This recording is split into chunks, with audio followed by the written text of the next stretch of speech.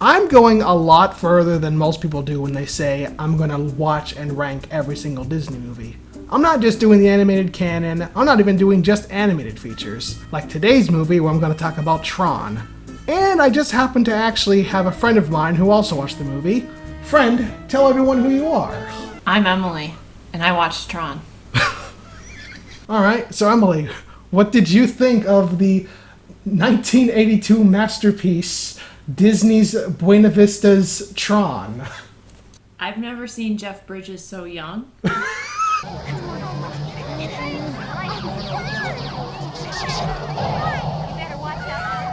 This movie was made before I was born. I'd never seen it.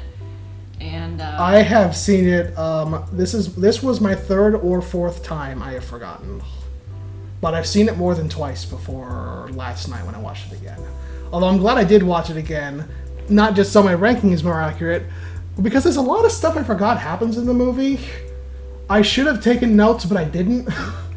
So I hope you're not going to do the same thing, or else we're going to have a big circle jerk of what happened. Well, I also didn't take notes. The movie did give me, I have anxiety anyway, but it did give me a little bit of anxiety because I've always wondered if the characters I play, like, because maybe we're a simulation and so therefore they are a simulation. And it really touched on that fear for me. What makes Tron a really interesting movie is, I mean, again, it's 1982. This is before people kind of knew how computers worked and stuff like that, and like especially how to like showcase that. And there's a reason why. I mean, you hadn't seen the movie until last night, but you've probably seen nods to this movie a lot, and you're only now just realizing that. Like, yes, the blue architecture, the red architecture for the bad guys, like those lines and stuff. Dexter's Lab has referenced this movie. It's one of the most important films to nerd culture ever. And not to knock nerd culture, this is also one of the best movies that kind of helped that. Not all of them are good. Not all of them make that much sense. Not that Tron isn't guilty of that. Some stuff in Tron does not really make sense. But because it's going for like an ideological, philosophical kind of angle. I mean, religion is brought up like 50 times in the film. Like, people who work for the users are called religious fanatics. Just because of the fascist government that is trying to wipe them out. And the film doesn't hide that. There is on-screen death. Yeah, I thought that was really interesting that religion was brought up quite a bit. Mm-hmm. That the programs thought of the users as gods. Like, okay, this is going to be a weird thing, but I thought of it. You remember in the Star Wars prequels? The Jedi Council, they're just like a shadow government or whatever. Like, they're the good guys, but we'll just say shadow government. But then you go to the original films, and like Han Solo's like, oh, that weird, wacky religion. And you're like, that doesn't make any sense. They were an actual force of government. But then when you think about how the Empire took control, they just brainwash everybody to think that organization you saw was just a phony baloney religion. Yeah, religious fanatics. And Tron made me think of that. It's like, oh my god, like, these people talked with the users. They were told what to do directly by the users. They know the user's name. And then the MCP can come along and say, they're just false gods. They don't exist. Shut the fuck up and obey my will. And it's like, oh, I get what this movie's doing. This is like how tyranny happens. Yeah, I thought it was interesting to see Tron. Yeah. Well, what I really liked was that Tron was played by the same actor as the user who created him. So all of them were. Dillinger and MCP are the same guy. You can tell when they're talking together because MCP just kind of sounds like slightly deeper Dillinger. Yeah, I wish we had seen more of the, like, you kind of introduced to the program world through, like, they were doing these gladiator games. Oh, yeah, the, I was going to say, I was thinking, like, oh god, what are they called? They're just called the games. Yeah, I wish we had seen more of that. I thought it was really cool when Flynn, when he gets put in as a program, is fighting another program in a game, and you can see kind of the moment he realizes, like, oh, this is a life and death kind of thing. This is not for fun. I like Sark a lot. Sark is slightly inconsistent to how he feels about Flynn from the very beginning. Which one is Sark? Sark is the MCP's right-hand man. Right. The guy who looks and sounds exactly like Alan Rickman, but wasn't Alan Rickman. Sark is a slightly better person than the MCP. He's not as evil, despite being a very destructive person. But when he first hears that Flynn users come in, he like pauses and is like has to put the philosophical ramifications into his head of like, I really probably shouldn't kill a user. But then immediately after, he's kind of just okay with it. Sark wants to kill Flynn later on, and that makes sense because of how much Flynn's been a pain in his ass, and refusing to die from stuff that does kill programs. That makes sense. But early on, where he's like something like, I'm just going to push the button. You're like, didn't you just say, aren't there moral ramifications for killing a user? Which is a shame because the rest of Sark is actually a really well-written and engaging character. I know you literally forgot which one he was. I just reminded, I just kept thinking of him as the eyeliner guy. So I guess we have to say, what did you think of the visual effects of the movie? Because there's definitely a division line of like, yes, aesthetically it still looks great because of the cleverness of what it was, and people who just think it looks so dated they can't get in the movie at all. So I kept wondering if because I rented it on Amazon. You could have just watched it on Disney Plus. I don't know if I still have Disney Plus. Okay. So I did. So sorry, I watched it on Disney Plus. I kept wondering if it had been remastered, or my copy was remastered in HD. I kept wondering what the original would look like because I was pretty impressed until the end. Oh, the green clay hills? Where you see the MCP and he's like this big red square with eyes. He really reminded me, did you ever see like Face as a kid? It's Face yes. here! The Nick Jr. character. Yeah, oh my god, yeah. Hi there, Face here. Well, that's all the Nick Jr. for today. There was Yori. I kept wondering Yori. Who wrote Yori. Yori is supposed to be Alan's girlfriend / Finn's ex-girlfriend. That's why she makes out with both Tron and Flynn at the end of the movie. Okay, so I was confused by that too. Speaking of that, okay, so what the heck? Flynn, Yori, real-life counterpart, Alan / Tron love triangle thing is not inherently bad. It really isn't, and it works for those specific characters. I just don't think it was handled the best. I would have liked that to be a bit better. Like, I'm watching the movie again, I appreciated so many things more, but there were a few more things I was critical on. This is how the love triangle ends, I guess. Just Yuri prefers Tron. I actually loved this on rewatch. Like, oh well, here goes nothing. Well, here goes nothing. Yeah, interesting. You hear what you just said? Here goes nothing. Well, what I meant was... Actually, what we propose to do is to change something into nothing and back again. They might just as well have said, here goes something, here comes nothing. Right.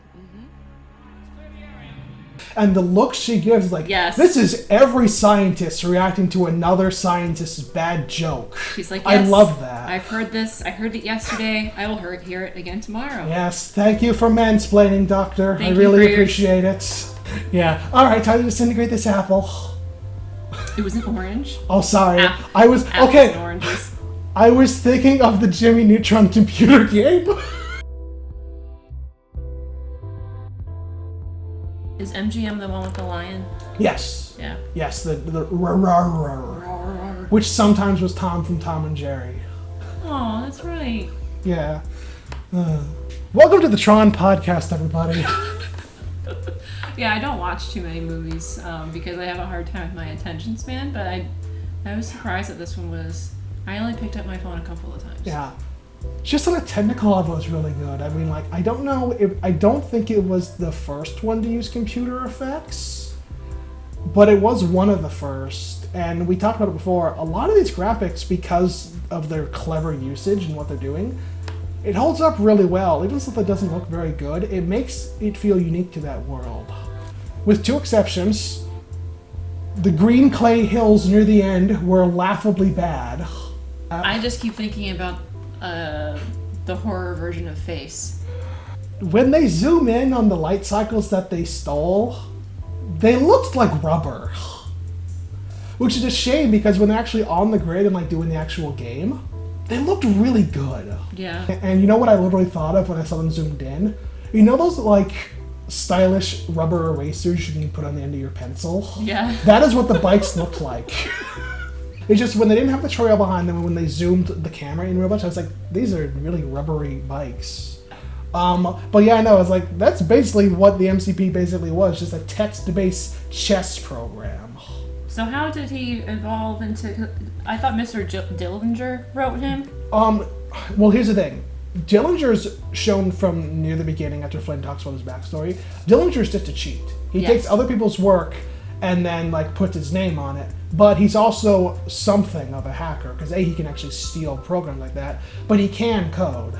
The MCP wasn't made by... I think he even says the MCP was made by a couple of guys. And then he reworked the data, so that way the MCP could basically control the company for him, which backfired, because he basically wrote the MCP to continuously get smarter.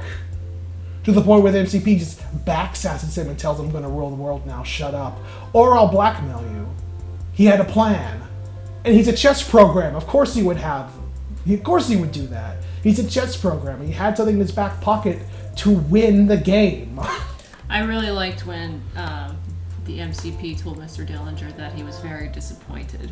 Yeah. In him. I was like, that's really creeping me out. Yeah. Like, can you imagine Like, your computer watching telling you, it like, again. I'm very disappointed. Watching in it you. again, the MCP is a genuinely intimidating and very threatening villain. It reminds me of an episode of the X-Files where they have, like, the smart building, and it basically goes on a rampage and kills people, but... Yeah. Do you play GTA 5 online at all? I have played it online, but I don't. There is a mode ever since a few years ago that is basically riding the Tron bikes around and running people into your neon walls. I'm not joking. The Tron bike game is very arcadey. I mean, after all, let's just call it what it is. It's a Snake. Yes. That's what it is. Fast Snake. Yes, where like you're actually fighting against someone else. You're not trying to not run into your own tail. You're trying to kill someone else with your snake line. And it does disappear after a little while. At least in like video game forms. Like it definitely doesn't in the film. It only disappears when the person on the bike dies. These programs are alive in the universe, like hands down. Like they think, they breathe, they drink water apparently. Yeah, what was that scene about? Like I think it was raw data. Source? I think it was raw data. Yeah. I generally think it was raw data, but like I was watching it, it's like I get what this is, but like boy, is that just water? Like boy, is Tron telling us stay hydrated. Yeah, maybe they could have made it like a huge pool of ones and zeros or something. I think that would have looked dumb, especially Probably. for then. I wonder when I was watching it, how much this movie was kind of... I know it's a very different movie, but how much it was inspired by Star Wars, in particular with Flynn, because when I first saw Flynn, I was immediately reminded of Han Solo, like kind of like this man with like boyish, like rascal or whatever, charm, charisma. And I will say, Jeff Bridges was the right call for this, because there was a couple times I was like, that wasn't in the script. Yeah. That was Jeff Bridges having fun. How does anybody in the real world in this movie believe that Dillinger, maybe I'm being ageist, but this old You're wondering how a tech guy could steal all his ideas from someone else and rise to power? No. You're saying that's unbelievable? He's definitely believably like a bad guy, right? That's believable, but I'm just wondering... I don't know. I guess I don't know what I would expect people to do if they were like, I don't know, that guy really wrote those programs. Like, what would you actually do about it? Well, he stole the programs, wrote them, and let's face it, corruption in businesses is older than time. They aren't going to question, ooh, these sound very good. These will probably make us tons of money. Okay, your name's on them. I actually... would have liked it if it was longer. It's only like an hour and a half. I really do wish it would have been. I'm always, to be honest, any hero's journey, I'm usually disappointed when it's not like 2 hours, because we have like these two worlds, and the other world never gets fleshed out enough for me. But probably we don't really see other programs that aren't the Rebels, and for the type of movie this is, that kind of makes sense. But if we were going to say Tron should be 2 hours long, and I agree with the sentiment on that, That's the thing I would like to see. We should really get going here. Before we leave, out of 5, what would you rate Tron from 1982? 5 being good or bad? Like stars. So yes, 5 being like, like a 1 being terrible, a 5 being like basically perfect, and you can do half as well. I'm going off of Letterboxd scores, and Letterboxd allows you to do half. The lowest is half a star, the highest is 5. I want to say I would give it a 4, but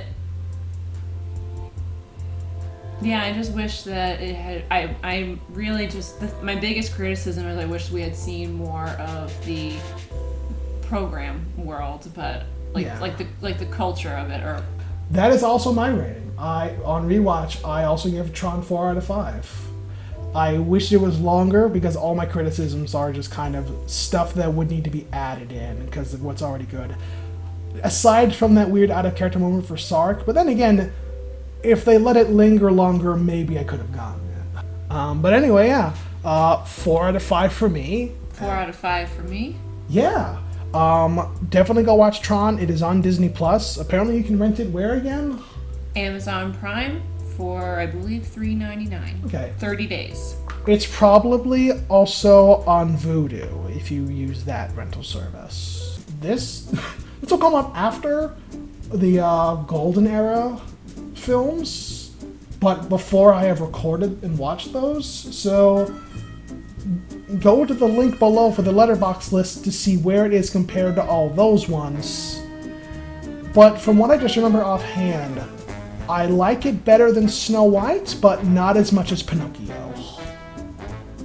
That's how you rate Tron? Yeah.